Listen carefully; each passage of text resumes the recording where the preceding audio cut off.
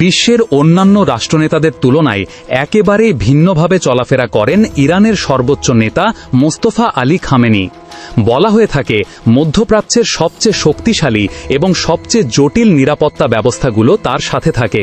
শুধুমাত্র তার ব্যক্তিগত নিরাপত্তার কাজে বিভিন্ন পর্যায়ে হাজারেরও বেশি সদস্য কাজ করে থাকেন। আর তার একেবারে কাছাকাছি অবস্থান করা নিরাপত্তা সদস্যরা মূলত ইরানের সবচেয়ে অভিজ্ঞ এবং বিশেষভাবে প্রশিক্ষিত সদস্যদের মধ্যে থেকে বাছাই করা হয়। বলা হয়ে থাকে যে তার গাড়িবহরও বিশ্বের অন্যতম রহস্যময় গাড়িবহরগুলোর একটি। সাধারণত সফরের সময় একই ধরনের একাধিক কালো রঙের গাড়ি একসাথে চলাফেরা করে থাকে, যাতে বাইরের কেউ সহজে বুঝতে না পারে যে আসলে তিনি কোন গাড়ির ভেতরে অবস্থান করছেন। ইরানের সর্বোচ্চ নেতার নিরাপত্তার প্রধান দায়িত্বে থাকে ইসলামিক রেভলিউশনারি গার্ড কর্পস বা IRGCর বিশেষ ইউনিটগুলো। বলা হয়ে থাকে, এই বাহিনীর অনেক উচ্চপদস্থ কমান্ডোরা সরাসরি তার কাছাকাছি থাকেন। বিভিন্ন বিশ্লেষকদের মতে IRGC এতটাই শক্তিশালী যে এদেরকে মধ্যপ্রাচ্যের অন্যতম শক্তিশালী এলিট ফোর্স হিসেবে ধরা হয়। এমনও বলা হয়ে থাকে যে তারা শুধু নিরাপত্তা দেওয়ার কাজই করে না, বরং ইরানের ভেতরে থাকা বিদেশি গোয়েন্দা এবং শত্রু দেশের বিভিন্ন নেটওয়ার্ক শনাক্ত করার ক্ষেত্রেও অত্যন্ত দক্ষ। বিশ্বের অনেক ধনী রাষ্ট্রনেতার মতো তিনি বিলাসবহুল প্রাসাদে বসবাস করেন না। তিনি তেহরানের পেস্ট্রিয়র স্ট্রিট এলাকার একটি অত্যন্ত সাধারণ কিন্তু অত্যন্ত সুরক্ষিত কমপ্লেক্সে বসবাস করে থাকেন। বাইরে থেকে বাড়িটি দেখতে সাধারণ মনে হলেও এর চারপাশে বহু স্তরের নিরাপত্তা বলয় সক্রিয় থাকে।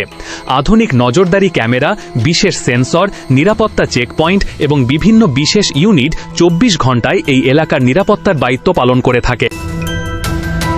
বলা হয়ে থাকে, ইরানের অনেক গুরুত্বপূর্ণ সামরিক এবং সরকারি কমান্ড সেন্টারে স্যাটেলাইট যোগাযোগের পরিবর্তে মাটির নিচ থেকে নেওয়া বিশেষ তারের সাহায্যে সরাসরি যোগাযোগ করা হয়। এর ফলে বাইরের কোনো দেশের পক্ষে তাদের যোগাযোগ ব্যবস্থা হ্যাক করা প্রায় অসম্ভব হয়ে পড়ে। এছাড়াও ইরানের সর্বোচ্চ নেতারা বিভিন্ন সময়ে বিশেষ বিমান ব্যবহার করে সফর করে থাকেন।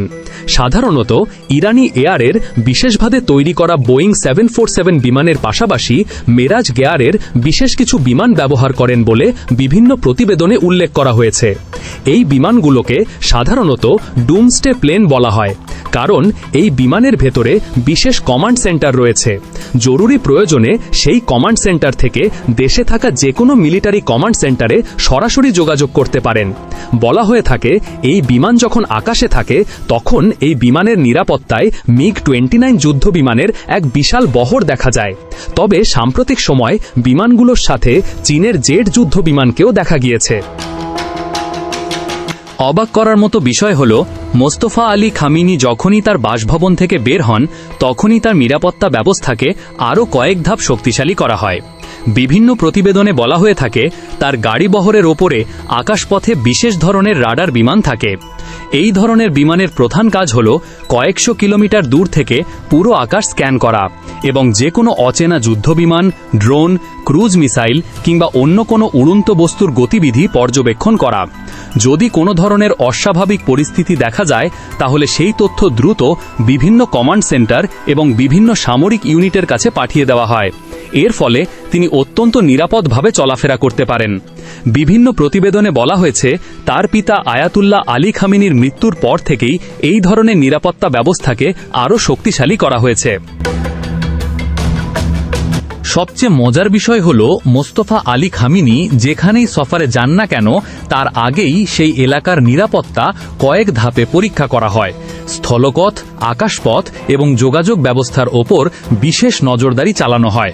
হাজার হাজার নিরাপত্তা সদস্য বিভিন্ন পর্যায়ে দায়িত্ব পালন করে থাকেন। অনেক সময় পুরো রাস্তা এবং আকাশপথ সাময়িকভাবে নিয়ন্ত্রণে নিয়ে আসা হয়। শুধু গাড়ি কিংবা বিমান নয়, তার প্রতিটি সফর, প্রতিটি বৈঠক এবং প্রতিটি জনসমাগমকে ঘিরেও থাকে অত্যন্ত শক্তিশালী নিরাপত্তা ব্যবস্থা। বলা হয়ে থাকে, মধ্যপ্রাচ্যের সবচেয়ে ব্যয়বহুল এবং সবচেয়ে কঠোর নিরাপত্তা ব্যবস্থাগুলোর একটি ব্যবহার করেন মূলত ইরানের সর্বোচ্চ নেতা মোস্তফা আলী খামেনি। আর সেই কারণেই তার চলাফেরা, নিরাপত্তা ব্যবস্থা এবং সাধারণ জীবনযাপন সবসময় মানুষের আগ্রহের কেন্দ্রবিন্দুতে থাকে।